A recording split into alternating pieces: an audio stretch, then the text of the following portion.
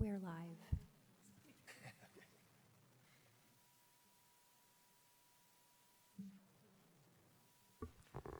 Okay, it is 7 o'clock, and we'll start this meeting of the City of Kenmore Planning Commission. First item of business is citizen comments. I don't see any citizens in the audience wishing to render comment, so we will move to the next item, which is approval of minutes for the August 6th Planning Commission meeting. Do I hear a motion? Second. Any discussion? I actually had one point of discussion, and that is, I believe I was there at the meeting on August 6th. I wasn't at the meeting on August 20th, and I know Mike was acting chair in that meeting, but I just wanted to clarify for the record, I believe I was there August 6th. Can Okay, so should we put this on hold then, or approve it, or?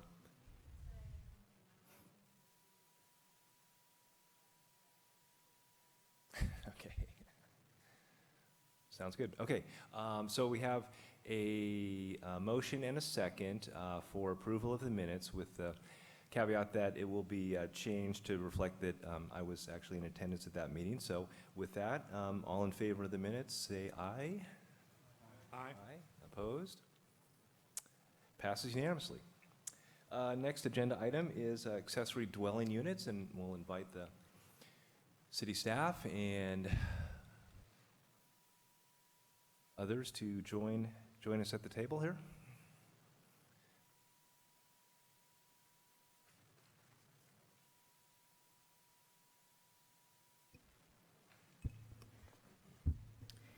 Okay, good evening, Planning Commission. So tonight, we have our own panel in front of you to answer any questions that come up about ADU. So Laurie and Jordan, who's our intern, if you remember, and then Mike Stanger with Arch. So tonight we're continuing the discussion on ADUs and looking for your policy direction. You started that discussion in August, so now this is a continuation. The packet kind of summarizes what we heard as your direction, so that's one thing we would like to confirm with you. We've provided answers to the questions that you asked, and again, that's something, just to kind of confirm if we kind of did that. And then we'd like to kind of continue that policy issue discussion. So I guess maybe start with confirming what we thought we heard as a consensus, as the first order of business. So if you look at the memo, the first page of the memo, right at the top there sort of summarizes what we thought this was kind of your consensus about code amendments. Right. So the section that Debbie is referring to is the section that when you had the broad general discussion at the beginning of the meeting. And so we hope we captured your primary thoughts there. And then attachment 1 to the memo are your responses to the 4 specific policy questions that we discussed. So if you could look at both of those and just confirm that we're not missing anything, that would be helpful.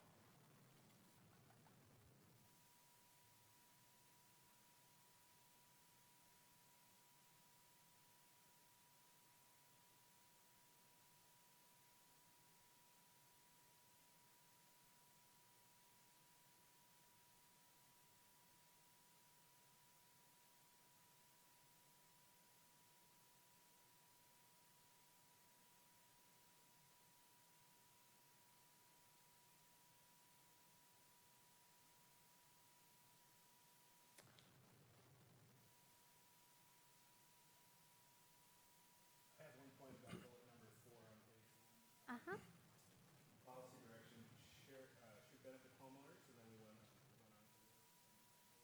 on to we also discuss homeowner benefit, creating derivative or supplemental income.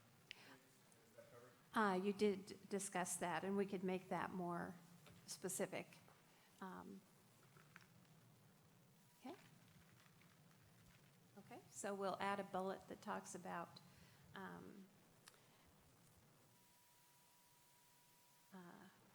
that it provides supplemental financial assistance to the homeowners. Remembering correctly, that was.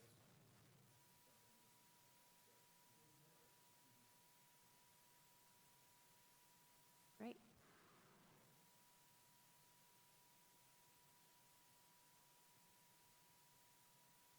Okay. So anybody have the preliminary recommendations on attachment 1? Is everybody good with that? Again, these are preliminary, Right. so they're not our final word, but it seems like this is the policy direction. That, is everybody comfortable with attachment 1? Sure.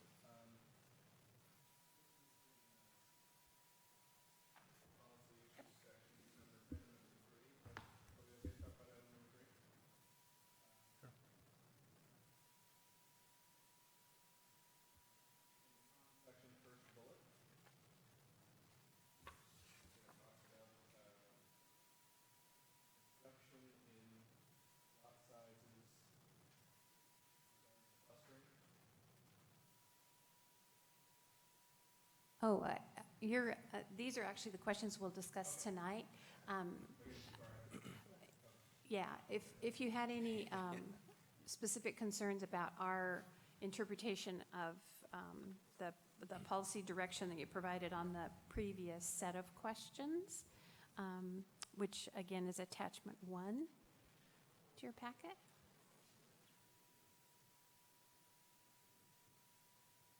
Just a question of procedure. If we're all agreeing at this point to the preliminary recommendations, should we be making a motion at this point to accept those and then move on to remaining ones, or should we wait till the end and do it all together?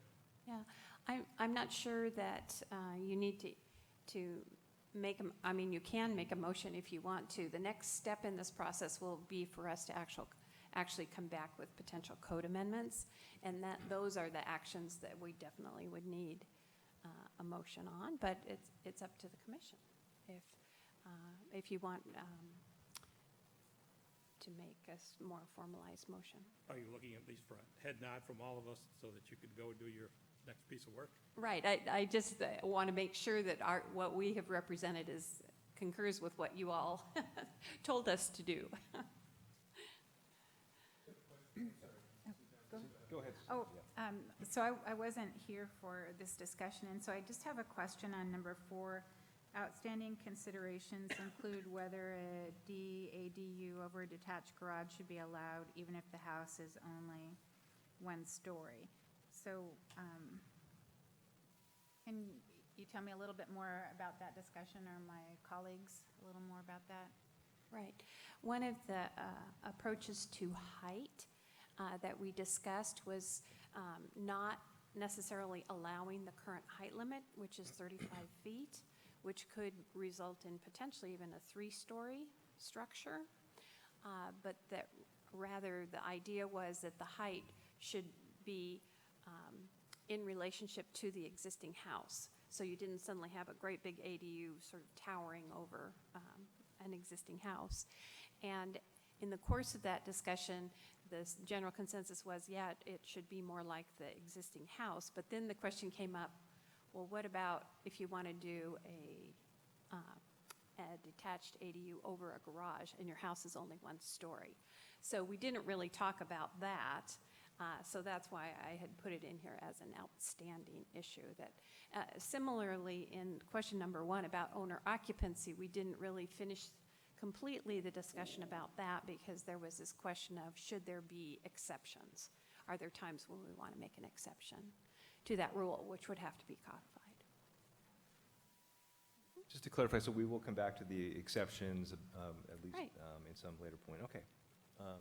Vice Chair Walker, you had another? I do, yeah. On item number 5, around single or 1 ADU. I don't recall how we had the conversation, or what our concept of 1 attached ADU and 1 detached. My understanding from the commissioners was that it was a hard limit. But if you, again, these are preliminary recommendations, if you want to rediscuss that. Would you like to further discuss it, Mike? Yeah, I guess my first thought on this is that if the attached ADU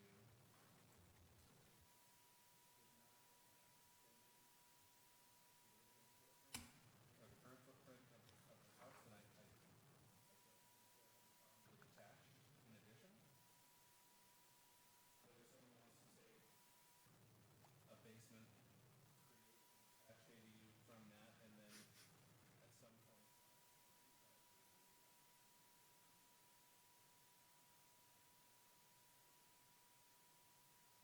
versus someone who adds on 1,500 square feet. And then That can look different. But if we kind of beaten this one down, decided that we were kind of okay with the regardless of attached or detached, just remind me that that was kind of the conclusion of our conversation. Commissioner Baker? So would it be possible to appeal or go through some kind of a appeal process to make an exception to this? Maybe you have a much larger lot than a standard, single-family dwelling lot. And I don't think we really talked about that criteria. We might have been getting kind of out in the weeds a little bit when we talked about this one. I think we generally wanted to extend the option of doing one that was detached, but I think we need to talk about this a little bit, because just the scenario that you brought up is interesting. And what about if the lot size is huge? You could still do a detached or attached ADU on your home, but you have space on the property to do a detached version. So I think it would depend on the lot size, personally. Reactions? Commissioner Vanderline? I think the issue of a ADU within the existing footprint versus a separate standalone detached is worth thinking about. When I think about it, if you're doing an ADU within the existing footprint, so you're not really changing the look, the appearance of the house, and so you're not really impacting the quality of the neighborhood any more than you would if you were to do a detached, then okay, you could have either or. But if what you're going to do is both, then what you've done is you have now doubled the amount of potential impact on the neighborhood, because you now have 2 rental units where you would have had 1. So I'm a little concerned about that. I think so I just put that aside for people to think about. Understand that that's what we would be doing, is we would be having a property would then would then become an exception to the 1 only. You could have 2, but you're going to have to realize that we're now back in a situation where we're doubling the impact of the neighborhood of allowing that to happen. Is that what we want to have happen? In terms of, the relative lot size, and yes, I could see certainly that if you have a larger lot, you have space to do additional ADUs. But the question then comes back to, is that what we want? How many ADUs do we want to have on a neighborhood? I think we'd have to come up with some rules about how do you reflect that into minimum or maximum sizes, and how do you reflect that in an R6 zoning neighborhood. And there may be some ways to do that, but then again, we're moving away from the 1 to multiple, and we're now on that slippery slope again. Where does that stop? The other piece that I was kind of thinking about this myself over the last few days, the other thing that came to my mind is practically, if you are a homeowner who's looking at this point, if you're doing more than 1 ADU, you're looking for economic maximization, you're looking for profit. So if you've got a situation where you have a sufficiently large lot to put 2 ADUs, couldn't you subdivide that, build a single-family home that would be more profitable?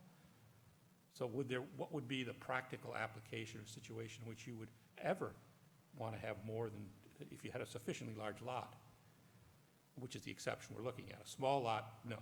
A larger lot, But would you ever economically, would that ever be in the owner's best interest to do that versus subdivide it and put in a single-family Right. home? So I thought about this too, and I wanted to, one thing we never really talked about is an ADU that is used more for a business than a dwelling place. So is our definition ruling out like an art studio or that kind of stuff? Right, this is really dealing with a residential unit. There's a Oh. whole nother section of the code that deals with Okay. home occupations or home industries, and that's not what's under consideration Okay. here. So this really does have to do with people living in the unit and potentially charging somebody rent to live there. But again, we talked about the family issues of multi-generations and all that. But I can see, I'm remembering, I think we might have been tired and just decided, okay, we're only going to have one. But I see you all looking at me, but really, this is a commission. it is, it is. A discussion and decision. Maybe this is for Jordan or somebody else, and maybe it was in the materials earlier. Do other cities allow multiple ADUs on one lot, and what's been their experience and issues? I'm sure this probably was in some of the early materials, but maybe you could refresh our memories on that point. Yes, Seattle recently adjusted their ADU regulations to allow for 2 ADUs per lot, and that's provided that one of the ADUs is an attached ADU. So it's the kind of regulation that that Mr. Mulcair was describing, with a limit of 2 maximum ADUs per lot, provided that one of them is an attached. Is attached, okay. And I know that Vancouver also allows 2 ADUs per lot, but they regulate ADUs a little bit differently than we do in the U.S. because they call them secondary suites, and it's not an exact correlative idea in terms of what that actually constitutes. But I could definitely acquire that information for you at the next meeting in terms of what the long-term impacts have been. Were there any other comparably sized cities to Kenmore that had 2 ADUs, do you recall? Not that I'm aware Or of. from the, suburban Seattle? Or maybe Kirkland's one? considering it. Kirkland's considering it. Yeah, it's at the planning commission stage right now, but it looks like the commission's going to recommend that. Right, okay. And can you talk a little bit about their, what their thought process is on that and why they're considering it? They are just generally pretty enthusiastic about promoting ADUs and finding any number of ways to do it. They're, like Seattle, they would require one to be attached and the other detached. And although they are recommending dropping the owner occupancy requirement for places with one ADU, if you had 2 ADUs, then one of them, or one of the units on the property, either an ADU or the primary residence, would have to be owner occupied. I'm thinking about it now, and one of our conclusions or consensuses that we came to was that they're not really necessary to reach the city's housing targets. So though we feel the pressure of growth and affordable housing, I think that's really what we came down to, is that we've met our housing targets, and so we don't need to do that to elevate our targets. Then it just becomes, do we want to make that available to the homeowner? Right, I think it's a little bit more than that. It's also the question of affordability and whether, although we've met our housing targets, we have other policies that speak to affordable housing, and that ADUs may be a way to increase the affordable housing stock. Okay.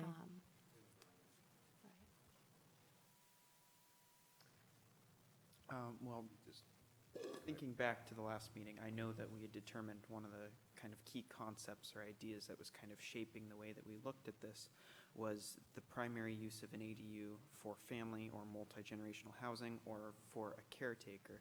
And as Commissioner Baker said, we kind of met the criteria for affordable housing, so we didn't see a need to go beyond just one. And like Commissioner Vanderline was saying, if the homeowner's going beyond just one, they probably have the space to subdivide, and it might be in the owner's best interest to do that instead. So I feel like if we just keep the one limit there, it'll kind of meet these values and these guidelines that we kind of set at the very beginning and what we wanted to achieve. Plus, it'll keep the single-family zoning, more single-family. If we start to add maybe 3, or if we extend this beyond, it starts to defeat that purpose of that zoning too. Mr. Wilson? I guess I tend to prefer the idea of allowing one detached and one attached, just because it's being done for the purposes of the owner trying to sustain themselves there. I see that as an important value. But I also concur that we want to be careful not letting it get out of control. I'm not sure that a subdivision of a lot is necessarily the right direction that we want to force, because that does create a bigger change to the neighborhood as an alternative versus the ADU. That's just my thinking at the moment.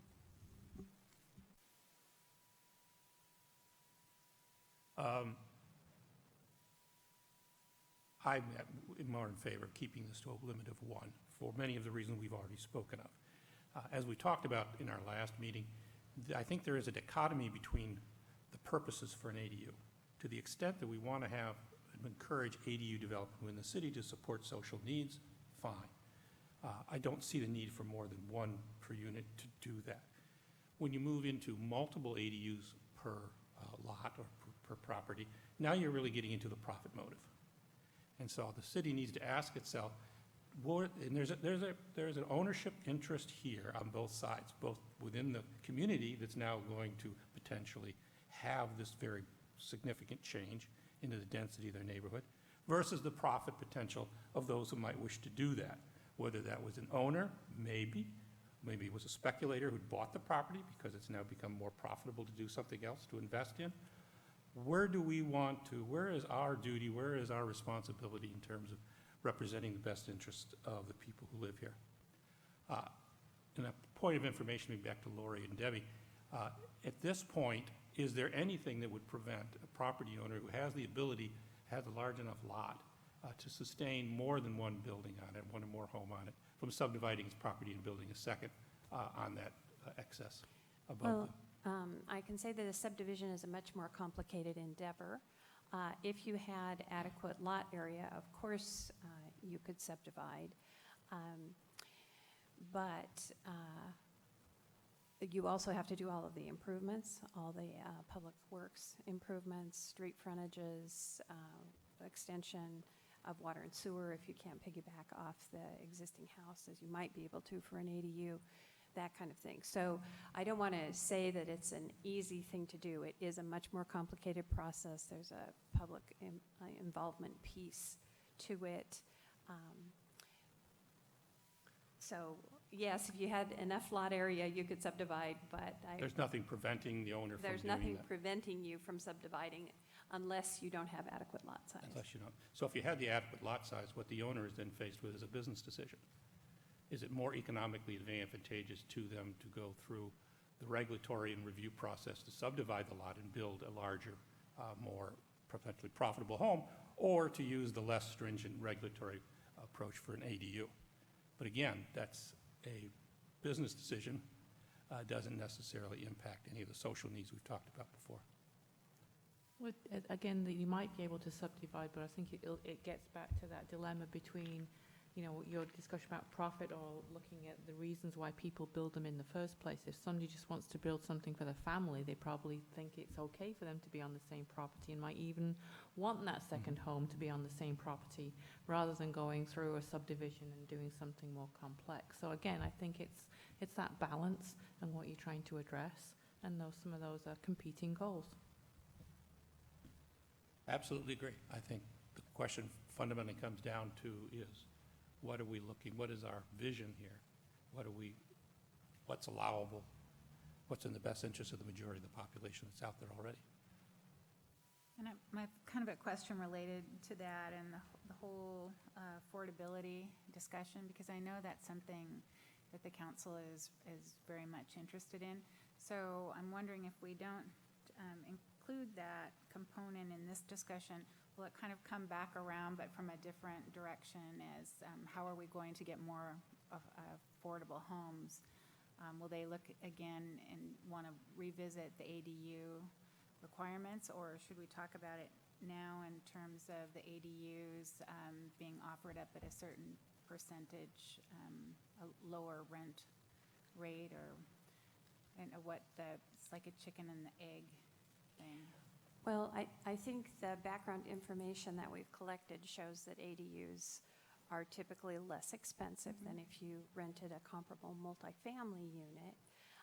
Whether the council ultimately will make the decision, but the planning commission is responsible for making, whatever recommendation they feel is most appropriate. So it's not a case where we would go to the council and say, what do you think? This is an opportunity for you all to make the recommendation given the information that's provided to give to the council, and then they will make the final decision. I'm not quite sure I'm tackling your question. I think the planning commission's piece is on land use, so really we're not Okay. kind of addressing what the income will be of people who will be living in ADUs. This is basically saying that if you allow ADUs, typically there's research to say that they're typically smaller units, so there's less impact, they're less expensive to build, and typically their rental, if there is a rental, is lower than the market. But we're not going to get into the area of what the income of people live in there, so we're not addressing it from that affordability. Okay. We're addressing it from the supply side and the type of units and as part of land use regulations. Okay, that answered the question. Okay, thank you. Thank you. Although Seattle also mandated that if a homeowner is to construct a second ADU, that second ADU be rented at a certain percentage of area median income for a certain number of years, just to guarantee that when homeowners do acquire a second ADU, that it is within the social interests of the area. And that's an option that you can consider. I'm sorry. No, go ahead. Yeah. Oh, just to clarify on that last piece. So I know, Laura, you've said that we've met our affordable housing goals. How much? No. We have not? No, we've met we have a certain responsibility to provide a number of housing units in our community Okay. for the population that we anticipate will be coming over the next 20 years. And Yes. our zoning is in place to provide an adequate number of units. Okay. Separately from that, we have affordable housing goals, and those are set out in our countywide planning policies, and then the city has adopted those. And so there's a certain percentage of our units that should fall within certain median incomes. We have not met those goals. We've met some, maybe we're closer on the moderate affordability, but I would not be comfortable saying that we've met our affordability goals. Okay.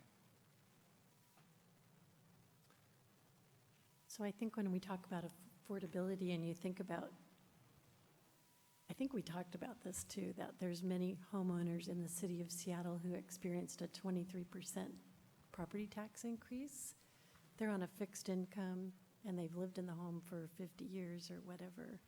This gives them a way to create a way to offset those high taxes. So that's not I don't think that's a profitability issue. I think it's just affordability for a different group of people. But it serves another group of people too, so. But just going off of that, that's a good point. But if we look at the costs of ADUs and how much it takes to the kind of mean cost True. it does to produce them, if you start producing more than one, then you obviously have some sort of economic back behind you. Sure. And that those taxes probably wouldn't affect you as much if you're able to build more than one Sure. ADU. I think it's a really good point to be talking about longtime residents being taxed out of their homes. I mean, that's something we've seen nationwide. The town I grew up in upstate New York, that was a big issue. It was a big issue throughout most of New York State. The way they looked at it was, well, if the taxes are too high for our elderly people, and we want to allow our people to stay in place, isn't the simplest solution a tax rebate? Yeah. Why would we go through all of this manipulation of the zoning codes when we can solve the problem at the source? I just put that out there. I think there are really all good issues here that we all want to address. But ADUs may not be the best answer for some of these issues. It can be, and I think it is a good result for some of them. And I think we've talked about being able to provide a unit that can be used for all of the things that Nathan that we've talked about before. I think this is a good solution. But when you get much further down the line, you can make an ADU a solution to just about any problem you can come up with. But you've got to draw a line somewhere and say, is this really the tool we want to use to solve this problem? And it does fundamentally change what a single-family neighborhood is about. It becomes a rental community, too. So it does change the flavor of the single-family. Yeah, I always hesitate to go down that road, since many of our single-family homes are also rentals. Well, true. So I think we don't want to categorize a group of people as being more or less appropriate in our neighborhoods, but I would suggest that we think about a focus on the physical form and how many people are living in a neighborhood, not who those people are or how they afford their home. That's just my perspective. I didn't hear that we were characterizing it in terms of the people who are living in the house, but what it does to the character of the neighborhood. If what you've done is you've bought into a single-family home and a single-family neighborhood, that's a choice you made. That's a price you paid in what you paid for the house and for the taxes that you paid and the upkeep that you provided to that house. Maintaining the character of that neighborhood is what you're really invested in. And what the question here is, if you get beyond one ADU, if you start having this level of density, you're changing the character. It's no longer a single-family neighborhood. Now, that's a viable solution or viable decision that some jurisdictions have gone down. Seattle is clearly headed in that direction. There probably will be no single-family neighborhoods in the city of Seattle very long. Is that where Kenmore wants to be? Is that where Kenmore has to be or needs to be? I think there is a policy decision here. And Yeah, I want to clarify, I totally understand it's a policy decision and that the Planning Commission will make the decision that they think is best for the community. My only hesitation is that I would not want it to be a discussion about homeowners versus renters, just the point that many of our single-family homes are also rentals. And Portland, which has undertaken the most ambitious promotive ADU policy out of any city in the entire country, has the largest concentration of ADUs of any city in the country, and it only comes out to 2%. So the total impacts on single-family neighborhoods of ADU promotive policy or code revisions which stimulate ADU production, they're not quite as far-reaching as to change the total character of single-family neighborhoods. Well, I push back on that one. It may not change, 2% may not seem like a lot in terms of 100%, but if you're living next door to 2%, it's 100%. So I think you have to be careful about how you relate small-scale decisions to a large geographic area, because this doesn't happen in a large geographic area. It happens next door to you or in your neighborhood, and that's where the impact is going to be felt, and there I think we have to be careful about what is fair in doing this, particularly if the motivation is for profit. Does the profitable motive or intent or motivation of one property owner overwhelm or trump the rights of the next-door neighbor who bought and wanted to maintain to live in a single-family neighborhood with a certain density level? And they value that. How do you balance that out? I know that's what we're here to discuss. I think we Yeah. are discussing. I think it's a delicate balance, and, you know, I think that's probably why we kept it at just one ADU. It doesn't preclude the council from not taking our recommendation, but I think we're erring on the side of caution, one step at a time, and we're not Seattle, so we can take our time to make that decision, but we need to revamp our ADU codes. And so I think now that we've reviewed it, I agree that for this period of time and for this recommendation, I think it's okay to leave it at one. But it helped me to have a review of how did we get there? The question I had is if we do have this limit, is there any kind of conditional use or exemption process that say there was a multi-generation family or whatever the criteria might be? Would this be a hard limit? There would absolutely be only one per unit in all cases? It typically would be a hard limit. There's always a variance process in the zoning code, but that is really based on some sort of physical hardship that makes it impossible for Oh, physical, okay. you to accomplish what you would typically accomplish. A variance is typically designed for like a setback issue or something like that, Right, more of a physical issue. Again, the commission could recommend that there be some other type of process, getting back to Carol's comment about lot size, or, you know, set out it's only one unless you go through some type of a process and you have this size of a lot or whatever. Those kinds of regulations can easily be crafted. It just adds more complexity to the code. You two gentlemen seem to favor, a little different approach. After hearing this, do you have anything to add or any further thoughts? I mean, I just want to give you an opportunity.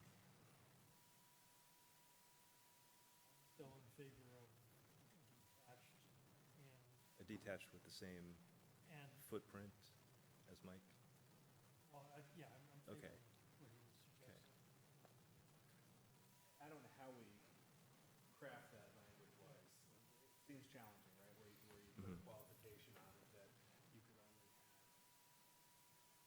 one attached and one detached as long as the attached does not exceed the original. That seems very messy. I might even, in the interest of simplicity, say we kind of get binary about it and say it's either two or one.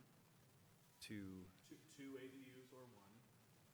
I was going down a certain kind of scenario path when I mentioned the not to exceed the footprint part, but as I think more about crafting that, it seems really kludgy. So I think it really comes down to the question of two or one rather than this qualified thing in between.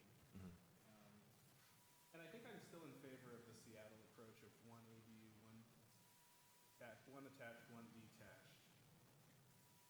I appreciate their efforts around the affordability and the median income requirement for that second one, but again, that feels like we're trying to solve multiple problems with one piece of code, and I don't know if we need to get that complicated either. It really might just be together. Yeah. One thing I like about the one attached, one detached plan is that it offers a lot of flexibility for the homeowner. It also creates some equality between homeowners that may have an attached ADU where they may have a generational, aging in place scenario, and then still have the opportunity to build a revenue generating ADU, whereas someone that didn't have the aging in place scenario, they would be able to do exactly the same thing, which is create that detached ADU, whereas the person with the mother-in-law, is in their house. So that's kind of why I'm leaning towards the one threshold. That's a good idea.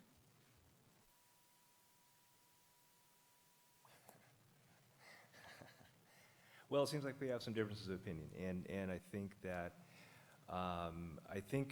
it would be appropriate to entertain a motion at this point. I think we need a, at least, again, this is a preliminary recommendation. We will come back to this, but I think for purposes of this discussion, we need a policy direction. So I would open the floor to a motion. I'll make a motion that we change preliminary recommendation number 5 to include one attached ADU and one detached ADU. Is there a second? And Oh, I'm sorry. If it needs any further qualification, I would also say that the only way to have two ADUs would be to have one attached and one detached. Two detached, right? It's not a hard two limit, it's a one and one limit. That's the motion. Okay. Second. Okay, we have a motion and second. Open to discussion. I just wanted to clarify, so the motion does not include any kind of size limits on the attached ADU. I think the Correct, existing yeah. size limits we have already for attached.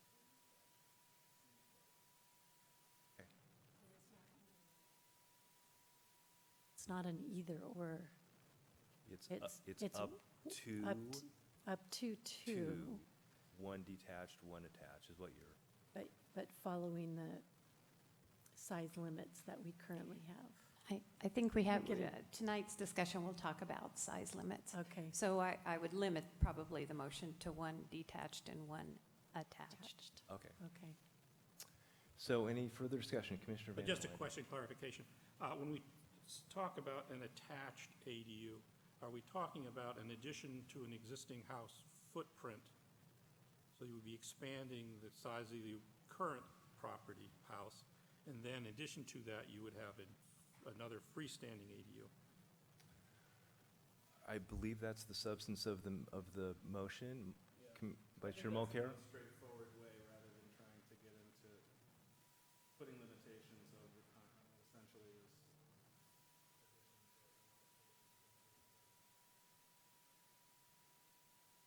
But I think, Mike, that's a good point, and I think we can revisit that when we look at the dimension issues for both attached and detached, because I know they're structured a little differently. That may be my concern, obviously, just to state it, is allowing an additional attached ADU, as opposed to, for instance, converting a garage, a basement, an attic, to an ADU, so within an existing footprint, you've changed the character of the property, both the physical property of the ADU. So I find that less acceptable than actually building onto a new structure, which would add on to the size and of the existing property and the footprint of that property. That would, in my mind, would tend to have a higher impact on the neighborhood, or certainly the neighbors, people living around it. Commissioner Olson?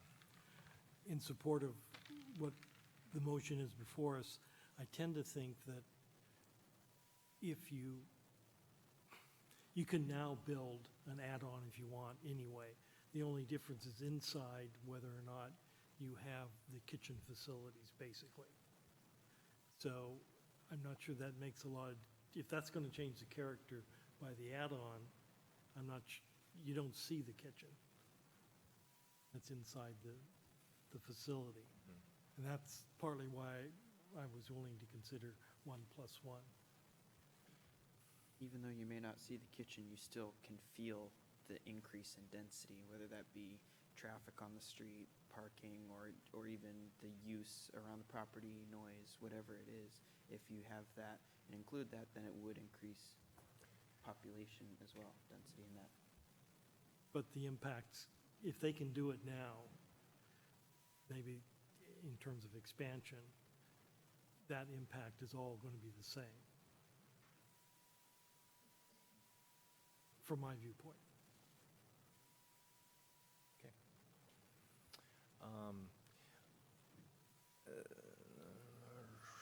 I personally would feel more comfortable if there was like a size limit on the detached unit. Would you accept a friendly amendment to that effect? I think Oh, go ahead. We're going to be talking about sizes tonight, so again, if we could just, at this point, limit it to the idea of whether you want to consider one detached, one attached. When we get into the size discussion, you may come back and revisit this, but Okay. until Okay. we've, Okay, is there any further discussion? I guess I do have a quick point, hopefully quick. When this topic of ADUs was directed to us by the city council, did they have a perspective or a point of view on this? no. They did not, okay. Well, I should clarify that a little bit. I think in the housing strategy plan, it was a technique to address affordable housing. And they adopted the housing strategy plan, and affordable housing is a significant goal of the city council.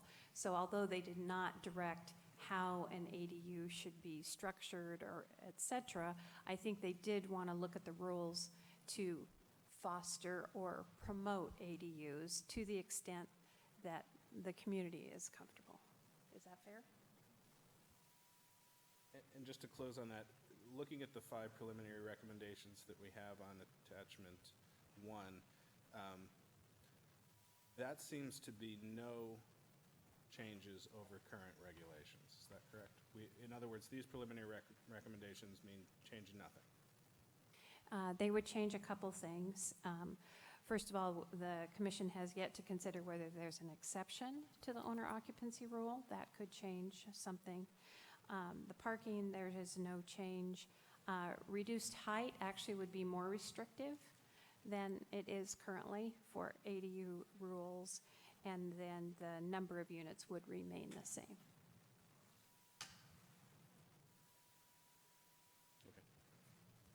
Okay, any further discussion? If I may add just one last thing, and this is just looking at it from the perspective of my eyes.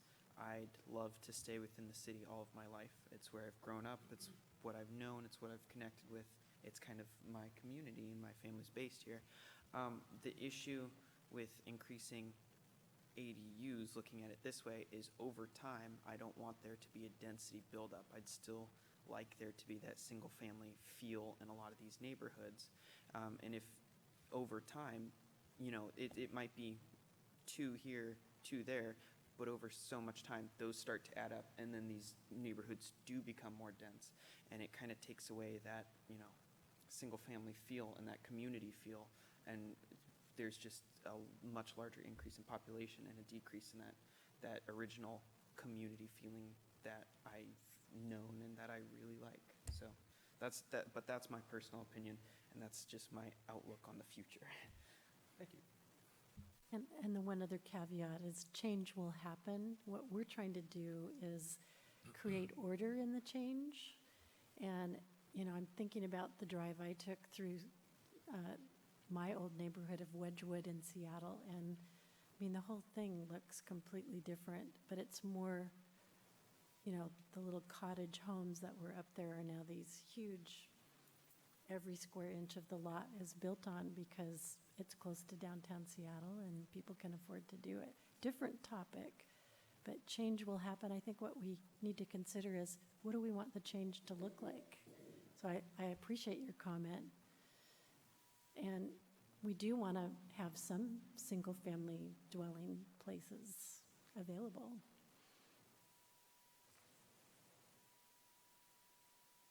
Okay, before we vote, can you restate the motion so we know again, confirm what we're voting on? So I think that the motion made by Commissioner Mulcair was that there should be an allowance for both one attached and one detached ADU on a lot. I don't know that you worked out anything about whether it had to be in the existing footprint. I heard 2 different things from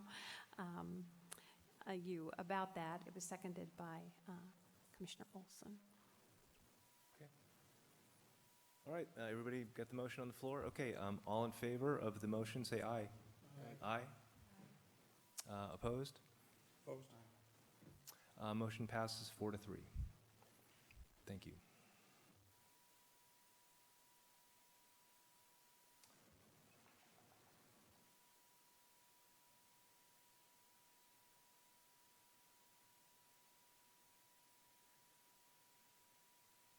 Okay, Are we done with the preliminary recommendations for now, or is there anything else anybody cares to bring up about those?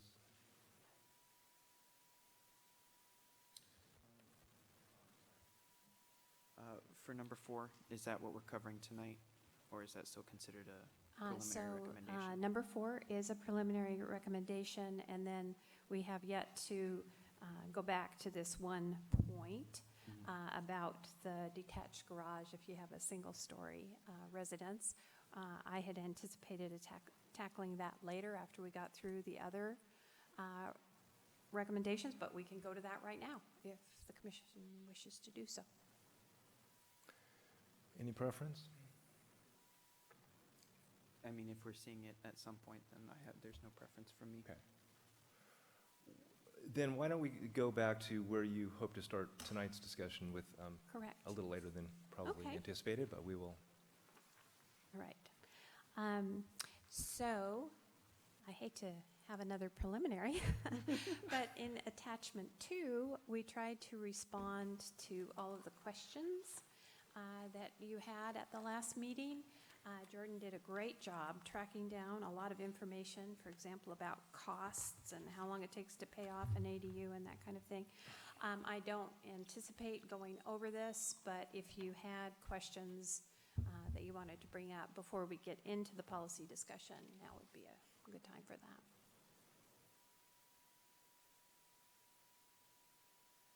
Okay, any questions or responses to the attachment 2 responses?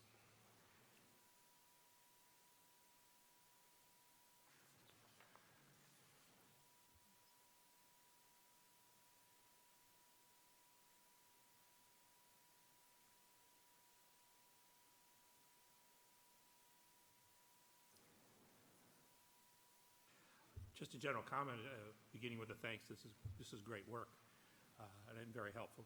I found it very informative. I go through this. One over-the-top observation. Looks like ADUs are a really good investment. I mean, they're the return on equity here that I'd love to have my retirement plan in. Certainly looks like we do a lot better than it is today, which of course leads to the question of, given that level of return on investment, how much public subsidy does it really require?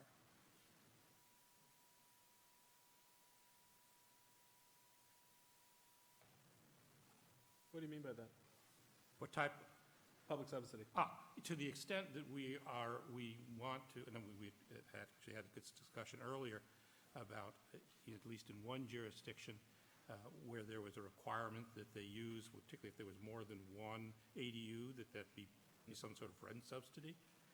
If we've got a less than 10-year payback, look like 6 or 7-year payback on this investment, and that second unit, and really if you go beyond one, you're really talking about an investment here, not a social good. Is there some requirement out here? Is there some social good that the city ought to be looking to be getting out of that zoning forgiveness or zoning flexibility that we're allowing? To the extent that there's profitability here, and that's the motivating reason, particularly if you're going beyond one unit, shouldn't there be what's the cost to the city? Is the city recouping any of its costs?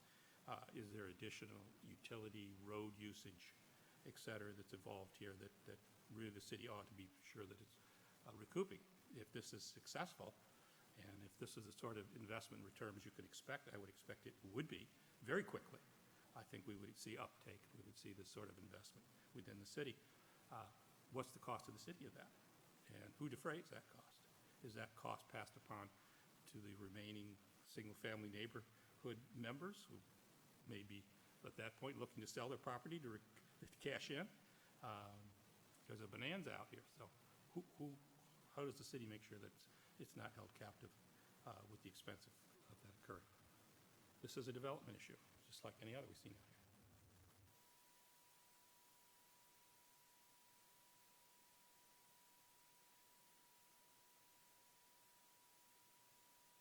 Well, I think, Mike, one possible recoup for the city on this is going to be with increased tax assessment of the properties that have ADUs.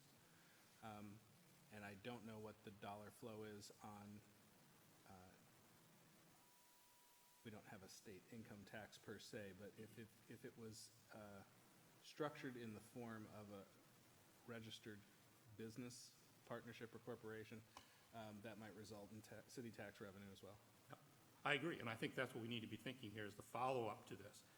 If this is the direction we're going to go to, is encouraging increased density and increased investment in the city, so we see our single-family neighborhoods moving into this more dense type of mode, and the city will be incurring costs as a result of the citizens that will have impacts. How do we capture that?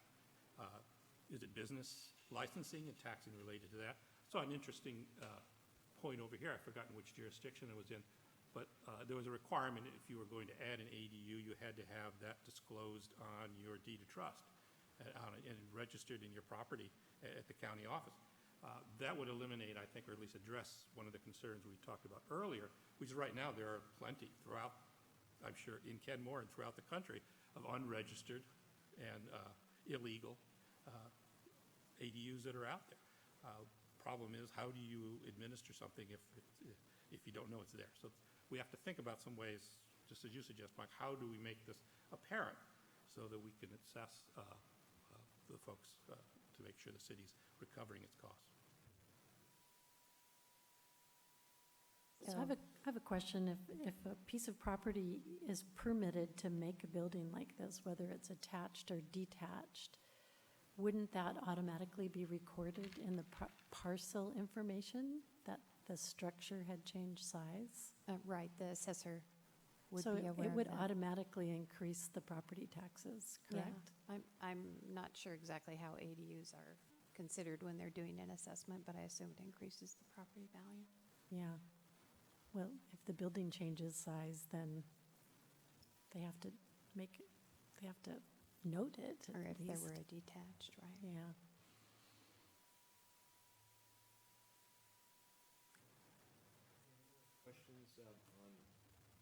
Any more questions on the attachment, or comments or thoughts? Just on the cost of the permit application for an ADU to the city, is that revenue generating, or is that really just cost recovery for us? It's, I believe, supposed to be cost recovery.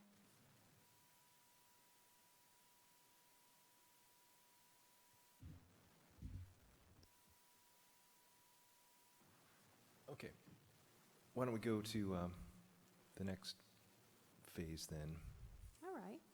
So in your cover memo, there are, I think it's 4 remaining questions. They're not exactly in order because we tackled some of them out of order last time. But the first 2 questions relate to the lot size for an ADU, and then as a corollary to that, the size restrictions on ADUs, because presently the size restrictions for detached ADUs are related to lot size, so they're tied together.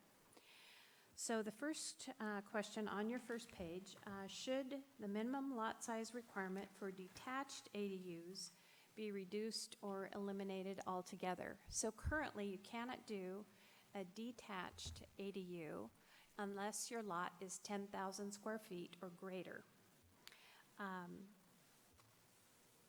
What that does, of course, is eliminate the opportunity for detached ADUs on a number of lots in the jurisdiction. So in our pros and cons list, we note that there are a number of lots that currently cannot construct a detached ADU would be eligible if the lot size were reduced.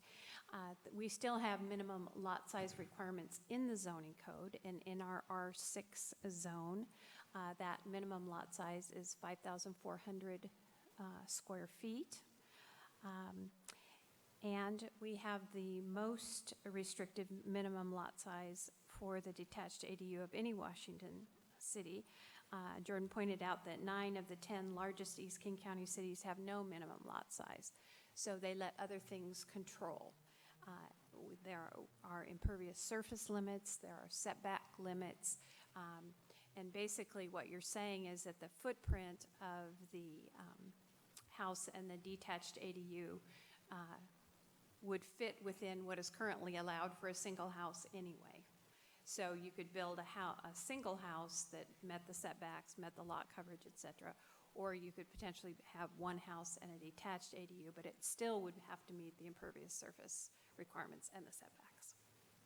So the cons for reducing or eliminating the minimum lot size have to do with cases where lot sizes are seriously reduced. I'm not sure this is really a con because you still have to meet those other requirements, as I mentioned. And if you were in an R1 zone, for example, to get down to 2,500 square feet to avoid critical areas, could you really have both a house and an ADU and still meet those other requirements? And then also, again, the notion of increased structure density could be objectionable. So those are the pros and cons for reducing. I would say that staff, I think staff does believe that this 10,000 square foot minimum is too high. Yeah. Because it eliminates so many properties that could have that opportunity? Correct. And I know that Development Services has received a lot of inquiries about doing a detached ADU, and you cannot do it unless your lot is 10,000 square feet, which is bigger even than required by the zoning district. Do we know how many lots this would affect? No, and We- I will or be is it honest with you to say that I anecdotal, don't know that we can even capture that information, given our rudimentary GIS abilities. I don't know how we would do that. I mean, I could Do you check have with her. any sense, any anecdotal? You said you got a lot of inquiries.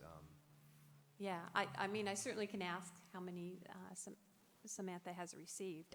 I don't have a sense of how many lots. There are, okay. Correct.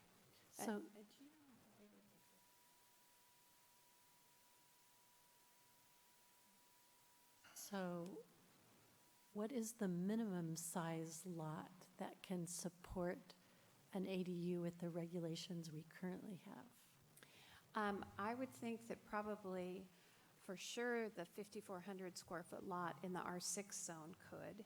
Okay. Because the restriction, the current size restriction for the ADU is related to the lot size, 10% of the lot, and that would be 540 square feet, and that is big enough to create a small detached ADU. Okay. Question, Mhm. is that the footprint? Mhm. So it could be more if in fact you Right, allow higher, okay. right.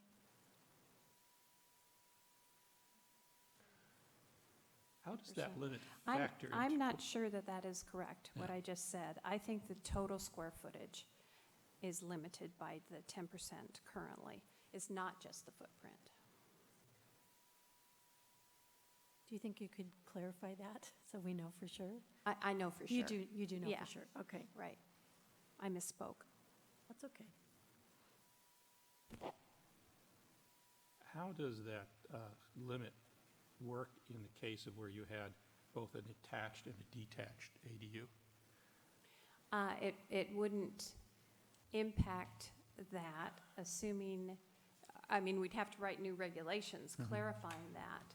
But you could have, for example, an attached ADU that didn't do anything to the footprint of the current home, and then you'd have some sort of limitation on the detached ADU. So it doesn't necessarily impact the floor area. But again, if we're moving in this direction, we'd have to give some thought about how size restrictions were put in place. So in the example of a 5,400 square foot lot with a 10% limit, which would give you the 540 square feet, Right. so both the attached and detached would have to be within that 540? No. How does I mean, the math work then? again, we haven't crafted this yet, so I don't know how we would work it out. But you certainly could have a regular house. How big might that be? It could be 2,500 square feet. If you could, if it was 1,000 square foot footprint, 2 stories, say you have a 2,000 square foot home on a 5,400 square foot lot, then you still could have a 540 square foot there would be room, presumably, because the land area would be big enough to support both of those things.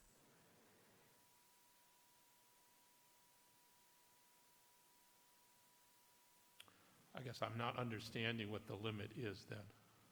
We haven't crafted it yet. No, So- I'm not know what the number is, but the concept. How do you arrive Right. at the total square footage that you could have in an ADU if it was attached, if it was detached, if you had an attached and a detached? Right. So, again, I don't think I can completely answer your question.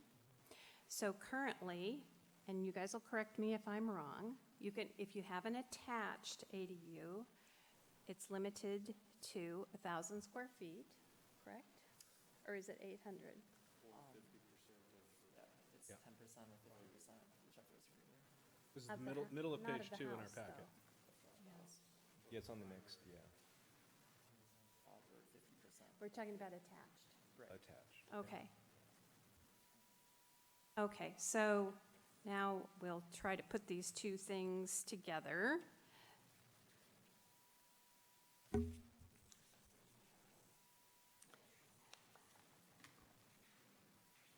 Okay, so an attached ADU can be 1,000 square feet or 50% of the living area. Okay, so, and whichever is greater.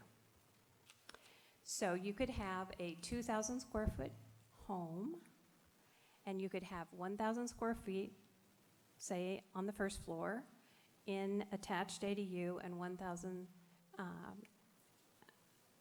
and then you're upstairs. So in your 2,000 square foot home, you could get to 1,000. Or if you had a bigger home, you had a 4,000 square foot home, it could be 50% of that, so you could have a 2,000 square foot ADU. Or, because that would be the greater value. If you have a detached ADU, it's related to the lot size. So it can be 1,000, 10% of the lot area, or 50% of the primary dwelling unit, whichever is less. Okay? So you're going to make me run through these scenarios.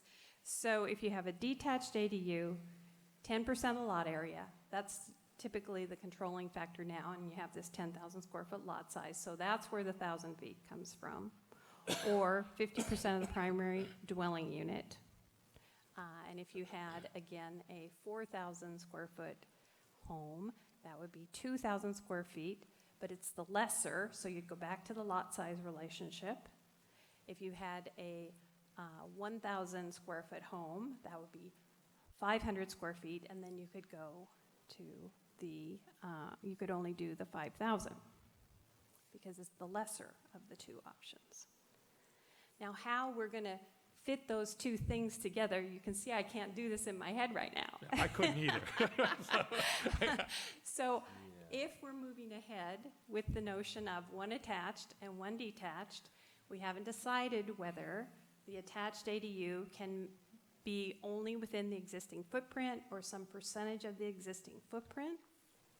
And we haven't decided what the size for the detached should be and how that would relate to lot size. But regardless, on a 5,400 square foot lot, there's room to do both.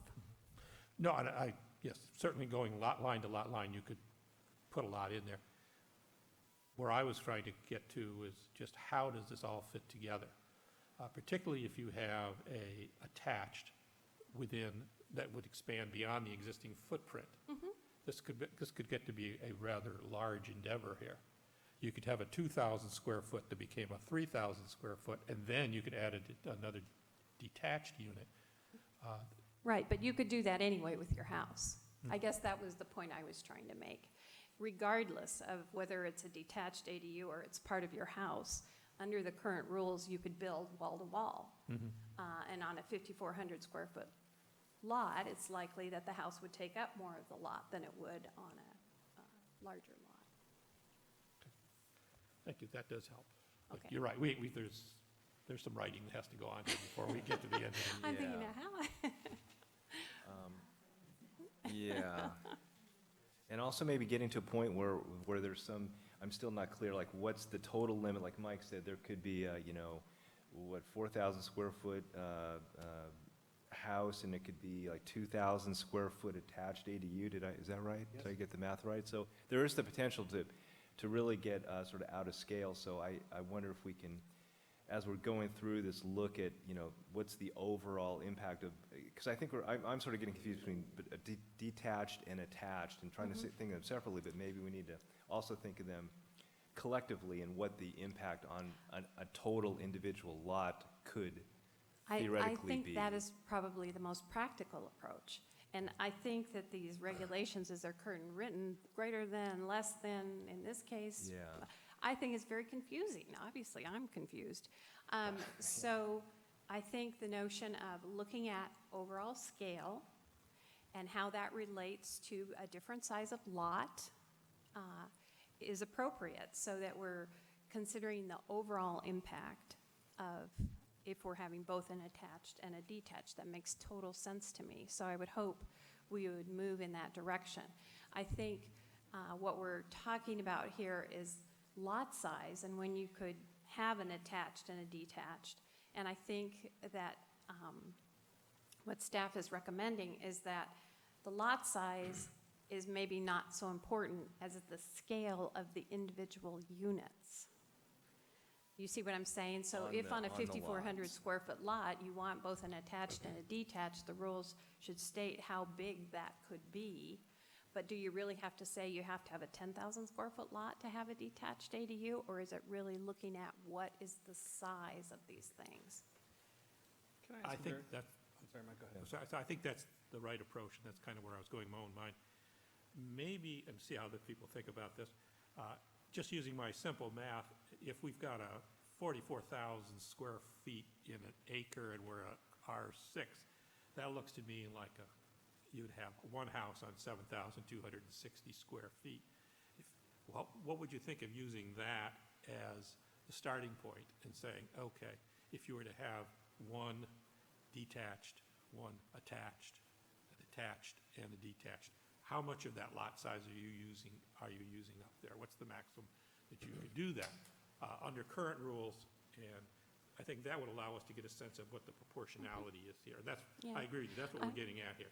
Yeah, I would suggest that we provide that information per zoning district, because I think we're going to have different results in different zoning districts, and we're certainly not talking about changing our, lot size per zoning district. So perhaps we could flesh out a scenario. If we're in the R1 zone, here's one version. If we're in the R4 zone, here's a version. And if we're in the R6, here's another version. And look at scale relative to that. Sure, I mean, you guys are doing the work, so it's easy. I know that sounds really complicated, but actually, I don't think that'll be that No, bad I think it is the right to put approach. that together. Just to add on to it, I know the minimum lot size now is 5,400. I would postulate that there is a small enough lot size that we wouldn't want to see an ADU built on, that the density at that point would become something we really don't want to see.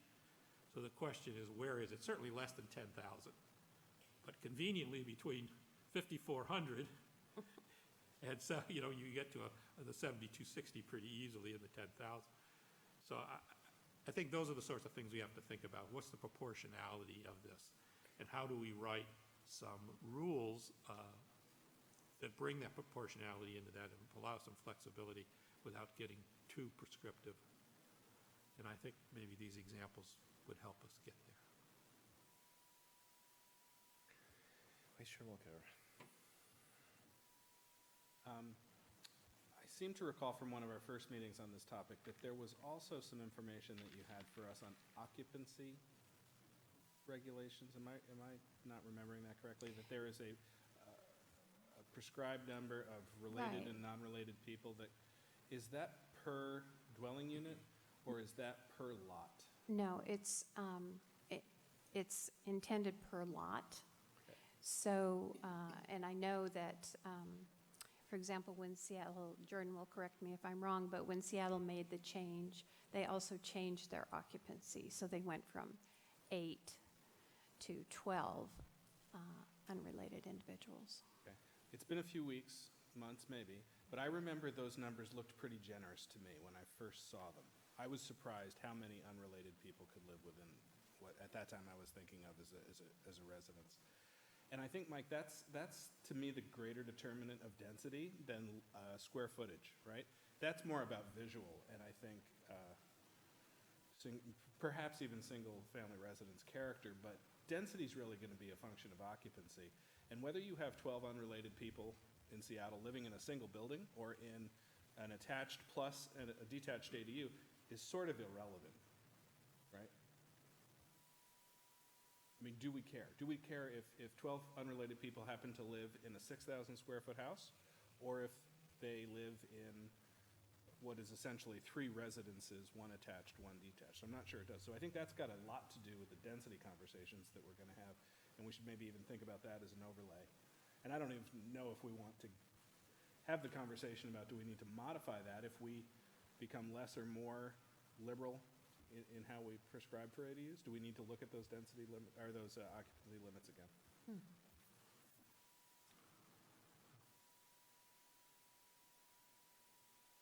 Add complexity to complexity. Now you got the finance guy talking to you. The numbers just are fascinating. I was really interested in like reading the numbers we have here on some of the pre-approved plans and the square footages that are cited out here. We've got 625 square feet at the high end and 220 square feet. Actually, I'll throw out the micro housing because I don't think that's relevant. But you've got between 625 and probably 450 square feet. If that's the size ADUs we're looking at, should we incorporate that in the scenarios that you're building? We could. I think the more common is 800 square feet. Is that Is what again? 800 square 800. feet is more typical? Yeah, 800 is a fairly common maximum square footage. That's Portland's maximum, applied to every single-family neighborhood, I believe.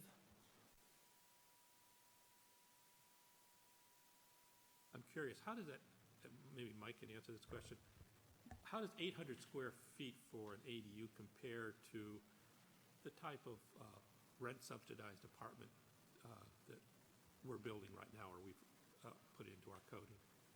Are they about 800 square feet? Are they more or less than 800 square feet? What's the comparability there? Well, I would say I don't know if there's much difference between affordable units and market rate units, but I would say that 800 square feet is fairly typical.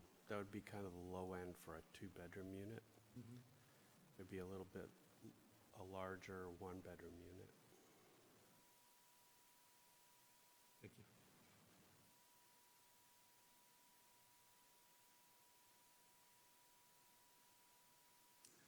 I had that same thought, Mike, though, of backing into the percentage or the lot size requirement based on the maybe average or predictable or let's say it's detached, right? Detached ADU size, working with that 10% value, right? So if 800 is the magic number, then maybe it's an 8,000 square foot lot that can support, or maybe it's smaller.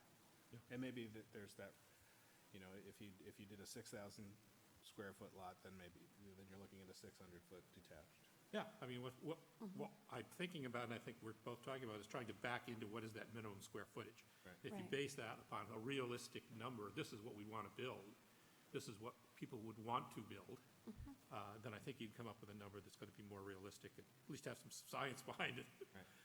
And the Right. 5440 number, that's the minimum lot size for R6, right? That's 1/6 an acre. Right, it's 5,400, 5,400. yeah. So Their density, in the R6 zone, there are other limits. There's not just the minimum lot size, there's also density. So in short plats, for example, you need in the R6 to do, they end up being, you need a larger piece of ground to subdivide. So the minimum is 5,400, but it gets back to the question of subdivision. You actually have to have more land than 5,400 times 3 or whatever to subdivide. So it'd be good if we have some practicality built into our limits here, because we could put numbers down there that no one could ever build on. Right. So I think, from what I'm hearing, I had a question, before you get to, you're sort of summarizing, I think, what, yeah. setback requirements, on lots, do those apply on every side of the lot or only on like the street-facing side? Because I'm thinking of where, where a detached, Yeah. ADU may be placed on a lot, sort of speaking to potential, neighborhood impacts in Right. particular and And- scale. So how does that, I'm And curious how that. setbacks are really an important discussion here. Mhm. Currently in the city, you have setbacks on all sides. All sides. You have your front yard setback against the street, you have your side yard setback, which is, in most cases, it's 15 feet, but divided, a minimum of 5, but a total of 15, so you could do 7.5 and 7.5, or 5 and 10. The rear yard setback in 2 of our zones is going to be very relevant to this discussion, because the current rear yard setback is 20 feet. And if you are looking at allowing, for example, a detached ADU on a smaller size lot, a 20-foot setback is very limiting. So we will need to revisit that question as you look at lot sizes and sizes of ADUs. And Is that 20-foot setback building or footprint edge to property line, or is it footprint edge to neighboring footprint edge? to property line, Property line. yeah. When you were talking about the side lot, was that not to property line? Because you had It said, is to property line. Yeah, the margins Of the are to structure. property line.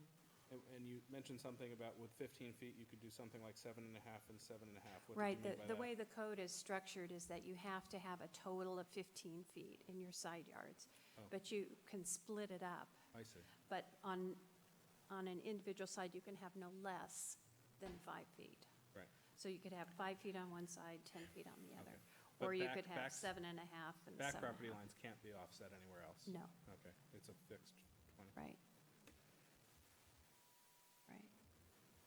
So we'll come back to that, it sounds like. Right, so I think, I mentioned when we first started this discussion that 3 and 6, the lot size and the size of the ADU are kind of intimately related, and that's become more clear as we've talked about it. So what I would suggest is that next time we come back with our scenarios, we look at the setback issue, we look at the relative size of ADUs. What is a typical size for an ADU? What maybe the maximum we would want to allow for an ADU is, and how does that relate to the lot size? And then we can move forward with that extra information in trying to put some brackets. Do we know from any Around other municipalities if there's any regulations around setbacks, if you will, or proximity between the primary residence and the ADU itself? There are some, I Okay. think I've seen those, to get away from the notion of a massive structure, is it 6 inches that your detached ADU is, or does it have to be a certain? I can imagine Dimension. that becoming an issue, right, as you start to have to work off of a 20-foot back setback. Right. Then you may be actually just moving closer to your primary residence. And my understanding with setbacks is one of the primary reasons we have those is for fire safety. Right, that, I think for the side yards possibly, although I think the building code says maybe only 3 feet you need for fire safety issues. The rear yard was put in place Probably mid, 2008. yes, probably earlier than that, a little bit, maybe 2006, 2007, somewhere in there. And there was a discussion then about infill development. And that's where the lot size changed, including setbacks. But again, I think what we have to figure out that if you change one thing, it has a ripple effect. And so you have to kind of figure out if you really want an ADU, then, you're going to have to revisit that 20-foot setback, or else it's basically then saying you could allow it, but you really can't physically do it because you can't meet all the setback requirements or coverage requirements. I talked to Development Services this afternoon about setbacks, and they certainly would not recommend less than a 5-foot setback on a side for maintenance purposes and that kind of thing, to be able to basically walk around the structure and that kind of thing. and to avoid overhangs. If you let a structure go right up to the property line, then you have this question of eaves, and they can't cross the property line. So anyway, a 5-foot setback is the minimum that they would recommend. I think the setback question will be an important one to take a look at. I agree Yeah. with you. So it might be good to have some discussion or some report from staff on what is the rationale behind the setbacks and what is the history of setbacks and how did we arrive at the 20 feet, particularly for that rear. So I could see that could be a neighborhood issue. If we're moving toward lot line to lot line, we're definitely impacting the character of the neighborhood, particularly if it's to accommodate a second ADU. This is just a process question. So when somebody does an ADU, do they have to get permission from their neighbors to actually build it? So the permitting process gives them permission. They don't have to put a big sign up and say, we want to do this, your comments are valuable, blah, blah, blah. No. Okay. Well, we might want to look at that. I don't know how the commission feels like that. That would certainly be a deterrent, but It would be a deterrent for people to build ADUs because it's another step. right. Yeah. And it would cost more then because then the staff would have to facilitate that. Right. Okay. So the scenarios that you're going to bring back, will those include setbacks in some of them? Mhm. Okay. Yeah.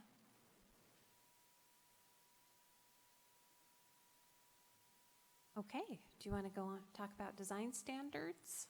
Yeah, so you're good for the size Right, issue yeah, I for- don't think we for- can for now. finalize our Certainly What I not, hear yeah. is that what I'm hearing is that the commission is generally willing to be flexible on the 10,000 square foot lot size, but there's a concern about scale and how the scale relative to the size of the ADUs and the setbacks and that main structure may all relate, and that's going to determine what seems to be appropriate. Good capture of our discussion, yeah. Okay. All right, so Design question standard, sure. number 7, this is on page 3. Should Kenmore retain or implement new design standards? So for attached ADUs, we have this requirement that you can only have one entrance to the front of the house or each street-facing side, and that's to give so that you don't see two doors. If you have a door for your ADU and a door for your main house, they're supposed to be on different sides of the house. Other cities allow secondary entrances facing the same direction as long as they're screened or don't detract from the home. You know, you could have a door on the same side, but it had a porch, and so it was facing a different direction, even though it was on the same facade, or there was a screen in front of it. So placing design requirements, the pros certainly are that it's a way to address compatibility. The cons are that restrictive, particularly for attached, design standards can limit opportunity for someone or to develop standard plans because different jurisdictions may have different design requirements. So, and then I want to particularly point out this last bullet under the cons. So Development Services has identified a consequence of our strict limit on street-facing entrances. If they're not visible to the street and have little to no impact on the neighborhood, still not allowed. For example, if you had a house that had a heavy vegetative screen and you were putting your ADU entrance behind all that vegetation, there's no real impact on the neighborhood, but it's still not allowed and restricts the ability to develop an ADU. And if there aren't special exceptions, then it creates these really significant structural changes that may be needed depending on the location of the entrances. So that was just a caution that they said that they had cases where they had to look at whether a special exception was warranted because of this particular requirement. There are, of course, all kinds of other design standards, but the entrance location is the significant one for Kenmore currently. Other jurisdictions have different requirements for the style of the ADU compared to the style of the house, et cetera. And I don't know that we want to go in that direction, but it is a question. Lori, are design requirements incorporated in the application that someone who wanted to build an ADU would have to present to the city? Right, yeah, you would So have there to would be a show that plan you or met something that That standard. would then be reviewed in your by plan. development services or something? Right, correct. Could we add somewhere in that, some language, and I'm not going to try and craft it, but think about it, something that said that the overall design needs to be compatible with the general neighborhood? Or is that already? Yeah, in you could add something like that, but boy, that's really Who quite an determines that? interpretation. Yeah. That would be very difficult to implement, particularly because I kind of feel like we're in the middle of a design change. I don't know, you all, I'm sure have seen it in your neighborhoods, but, you know, the traditional home is now being joined by a really modern aesthetic, and how to sort that out, I think over the permit counter would be difficult at best. Understood. And we don't have design standards in single-family neighborhoods right now. You don't? No.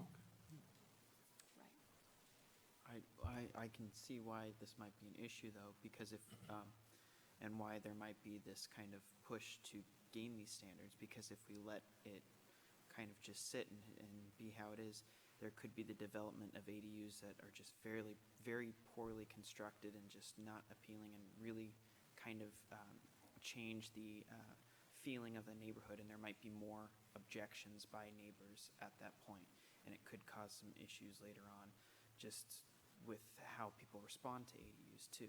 So I can see why there might be that kind of idea to include something that at least has the look of an ADU, be more presentable to the public, as opposed to a homeowner who builds something just quickly and cheaply that is not appealing to the surrounding community. Right. Typically, our design standards would address things like materials or upper story setbacks. Again, we don't have single-family design standards, so I'm not sure that we would necessarily want to go in that direction. The ones that I have seen talk more about sort of compatibility with the style of the existing residence. So I'm not promoting that, but.